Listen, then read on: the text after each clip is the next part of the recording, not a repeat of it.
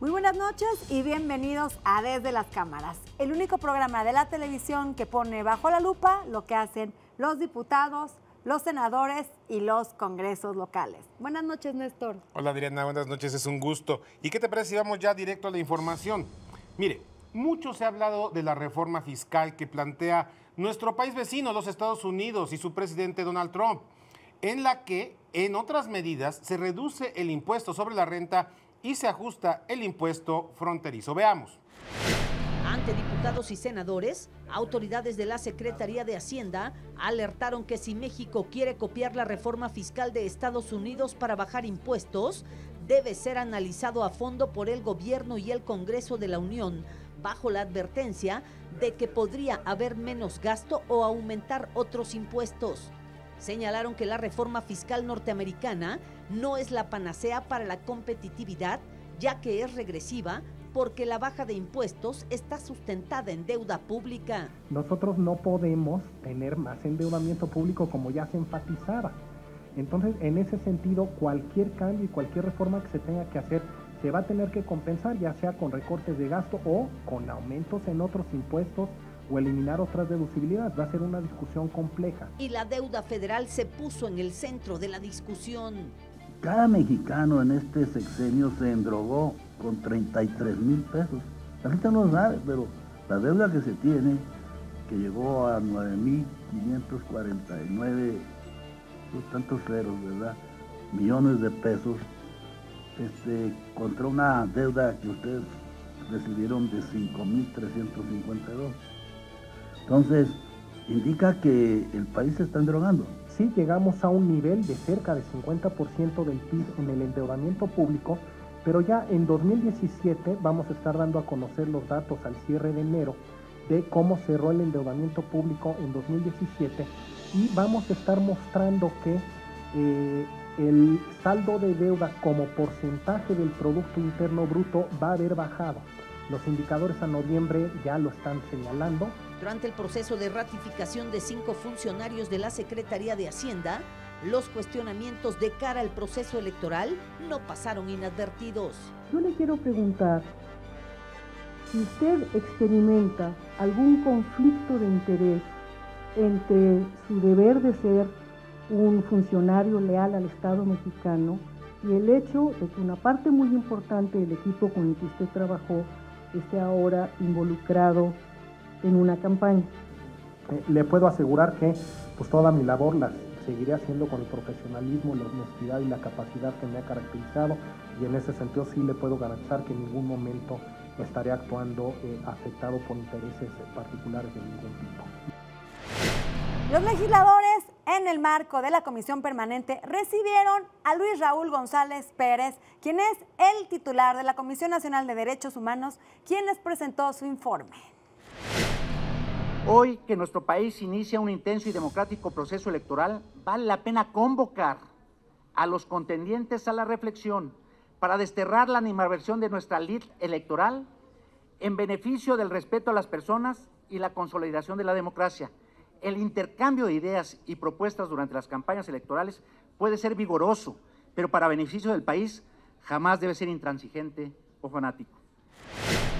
Y bueno, los tiempos políticos son así y al menos 10 senadores abandonaron las filas de sus partidos para integrarse a otras propuestas político-electorales que antes también criticaban. En diciembre pasado, Fernando Mayans abandonó 25 años de militancia en el PRD para sumarse al partido de Andrés Manuel López Obrador. En enero, el senador Javier Lozano dejó las filas de Acción Nacional, lo que fue premiado con el cargo de vicecoordinador de mensaje y vocero de la precampaña de José Antonio Meade. Hace unos días, la senadora Gabriela Cuevas también renunció al PAN tras asegurarse de tener la Diputación Federal por vía plurinominal de Morena. Y antes de ellos también brincaron de un partido a otro los senadores Miguel Barbosa, Benjamín Robles, Mario Delgado, Zoé Robledo y Dolores Padierna. Pero bueno, a los legisladores, a los senadores chapulines, pues se les suman otros y muchos otros porque así es esta temporada, Ariana, está movidito el Congreso. Así es, Néstor, ya lo dijiste, es la temporada. El día de ayer, durante la permanente, decenas, veintenas de legisladores ya pidieron licencia para irse a candidaturas. Ay, quieren ser senadores, quieren irse de diputados locales, se quieren ir de alcalde. Bueno, así Hay de son todo, estas Néstor, fechas. muchos hasta de regidores, porque nunca se sabe. Y durante esta semana, 5 nuevos nombramientos se ratificaron desde la Comisión Permanente. Por mayoría de votos, diputados y senadores de la tercera comisión del Congreso de la Unión ratificaron la propuesta presidencial de 5 nuevos nombramientos de funcionarios en la Secretaría de Hacienda, entre los que destaca la primer mujer como subgobernadora del Banco de México, Irene Espinosa Cantellano. Y la próxima semana empiezan ya las reuniones plenarias de los distintos grupos parlamentarios, donde fijarán la agenda para el próximo y último periodo legislativo. Sí, la verdad, Adriana, es que se fue rapidísimo el tiempo. El 1 de febrero ya es el último periodo de esta legislatura y vámonos a las elecciones. Así que... Rapidísimo, pero fue muy productivo este periodo legislativo, sobre todo para los senadores, que fueron 6 años, muy rápido pasó. Así es, muy productivo sin duda, reformas estructurales, hubo de todo. De todo como en botica. Pero bueno, ¿qué le parece si ahora vamos con la entrevista de esta semana de mi compañero Víctor Sánchez Baños? Termina la sesión permanente del Congreso de la Unión. Sin embargo, quedan muchos pendientes desde el punto de vista legislativo. Y de esto vamos a platicar con el senador Enrique Burgos. Está prácticamente concluyendo la comisión permanente y a partir del próximo día 1 de febrero pues iniciaremos formalmente el último periodo de sesiones ordinarias de la actual legislatura, con lo que concluye. Durante los quizá 3 o 4 últimos días de este mes de enero, todos los grupos parlamentarios, sin excepción, están preparando su agenda legislativa, sus propuestas, conforme al interés de cada uno. Pero en términos generales, y es mi opinión personal, creo que uno de los temas más sensibles sigue siendo el tema de combate a la corrupción. Yo creo que este tema está ligado, por un lado, a que se designe a un grupo importante, muy significado, de magistrados relacionados con el Tribunal de Justicia Administrativa, que pues es un órgano que forma parte a su vez del Sistema Nacional de Coordinación en el ámbito de transparencia, de rendición de cuentas, de combate a la corrupción en general, por un lado.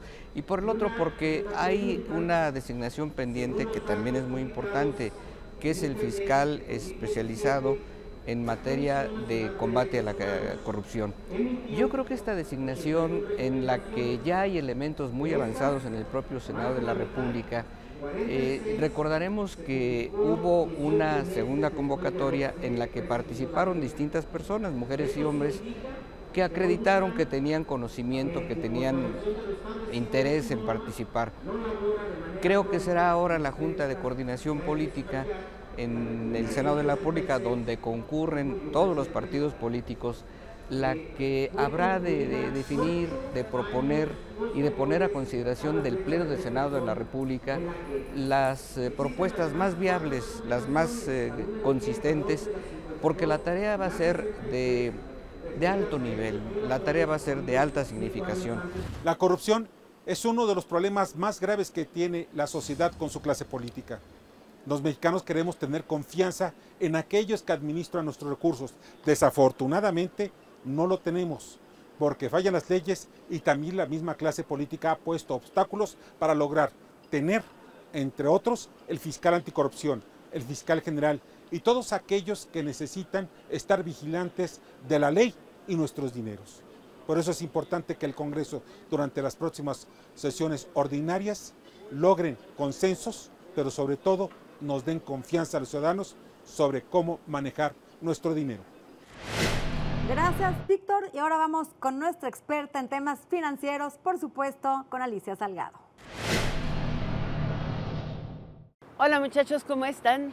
Bueno, no solo durante las sesiones de la Comisión Permanente se discuten temas legislativos, también todas las comisiones que conforman al Congreso de la Unión, tanto en la Cámara de Senadores como en la Cámara de Diputados, tienen la obligación de tener sesiones permanentes. Una de ellas es la Comisión de Hacienda, que está iniciando la calendarización de un foro público para revisar o para discutir con todos los interesados de las industrias, así les llaman, tanto la de intermediarios financieros formales como no formales, autoridades, abogados, acerca de la propuesta de iniciativa de la ley para regular a las instituciones, a los intermediarios financieros que utilizan tecnologías de la información. Es la ley para regular el uso de tecnologías de la información en la intermediación financiera, en pocas palabras, ley FinTech.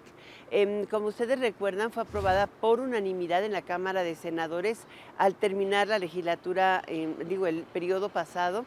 Sin embargo, al pasar a la Cámara de Diputados se dijo que no había tiempo, faltaba una semana para que concluyera la legislatura y que ni siquiera se les dio a los legisladores integrantes de las comisiones respectivas tiempo para revisar el contenido de la iniciativa o discutirlo con los agentes económicos. Al final hay poco más de 2.500 agentes registrados, según el padrón de la Secretaría de Hacienda, de empresas FinTech, que incluyen desde aquellas que dan crédito a través de plataformas de contacto, algunas que ofrecen alternativas de inversión, pero que no necesariamente tienen garantía o garantizan o custodian el ahorro invertido ahí, algunas que ofrecen los famosos bitcoins o criptomonedas que van a estar reguladas y muy, muy firmemente reguladas. En fin, se espera que el calendario vaya de finales de enero transcurra en el mes de febrero y termine a principios de marzo, de manera que pudiera estarse discutiendo la iniciativa tanto en la comisión como en el pleno antes de que concluya el último periodo ordinario de sesiones de la actual legislatura. El camino está trazado, veamos si cumplen el tema. Hoy por hoy es una realidad que ya está ahí, pero sin ser regulada, y ese sí es un problema, porque de ahí pueden surgir muchos fraudes a gente que se involucra con estas alternativas de crédito o ahorro, pero que no tiene protección alguna. Yo pongo este tema bajo la lupa desde las cámaras. Y bueno, es un momento para hacer una pausa, es momento de ir a un corte, Adrianita. Y no se vaya, porque a nuestro regreso vamos a entrevistar al senador priista Miguel Ángel Chico Herrera. No se vayan. Volvemos.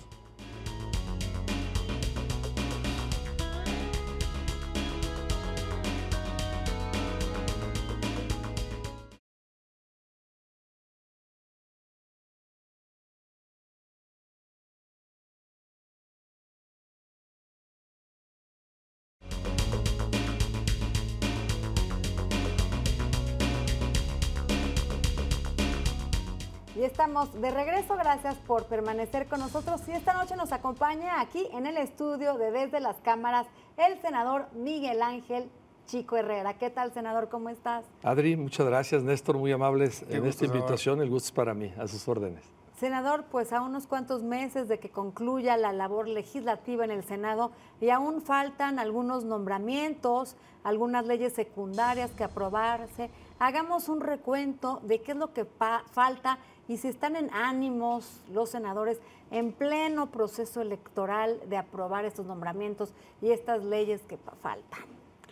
La verdad que ha sido la 62ª y 63ª legislatura de mucho movimiento, las grandes reformas constitucionales y sus leyes reglamentarias. Ha sido muy productiva la Cámara de Senadores, ya vamos de salida, ese último periodo ordinario de sesiones empezará el 1 de febrero.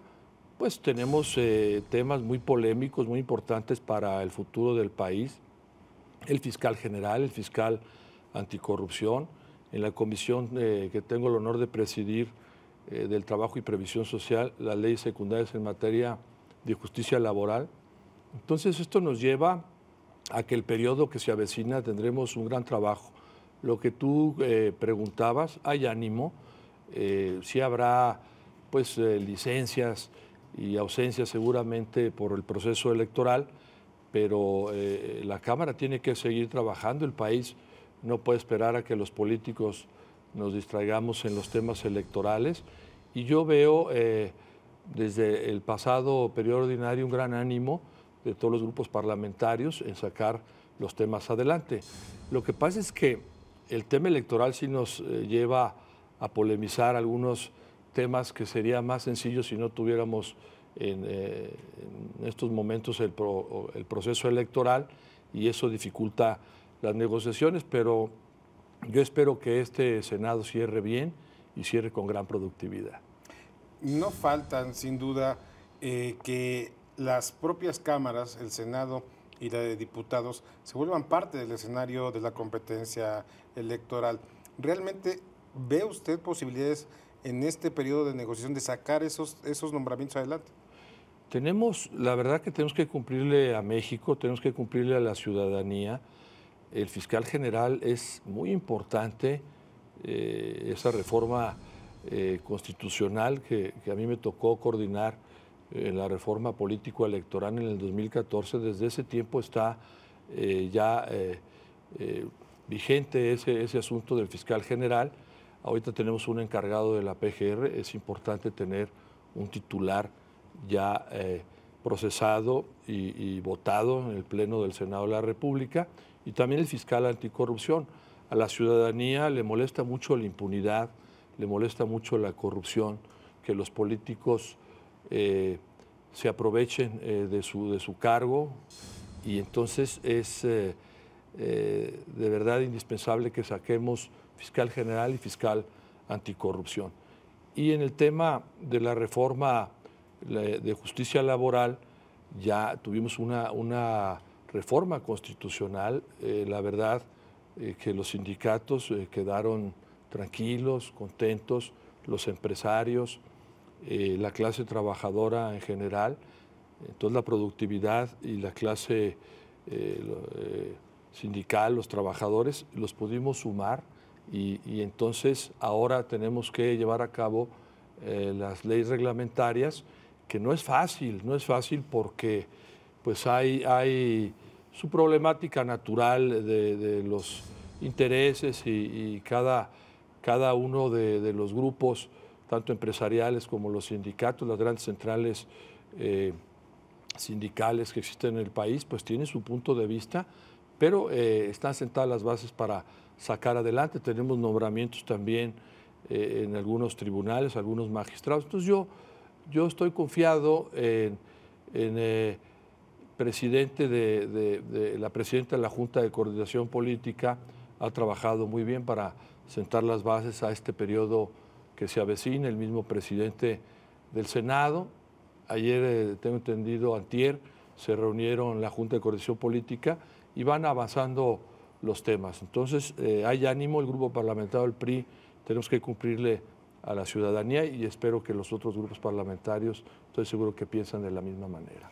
¿Qué falta para que se apruebe el fiscal general? Porque la traba que ponían algunos partidos era eliminar el pase express, el pase automático, mismo que ya se eliminó, claro. Ya se discutió y se aprobó en Cámara de Diputados, está la minuta en el Senado, se tiene que aprobar esa ley para que se pueda nombrar y ratificar al fiscal general, que urge, porque estamos, tú lo mencionaste, no tenemos una fiscalía general, muchos estados ya la tienen y la federación le falta. También en muchas campañas políticas, muchos de los políticos mencionan que no van a aceptar la corrupción, que van a abatir la corrupción, pero no aprueban al fiscal anticorrupción. ¿Qué es lo que falta para que se aprueben? Urge que se aprueben. La verdad es que, y hay que irnos un poquito, unos meses atrás, el pase automático, el mismo presidente Peña Nieto envía una iniciativa para que quede a un lado el pase automático. Eso muestra voluntad del gobierno de la República, del presidente Peña Nieto.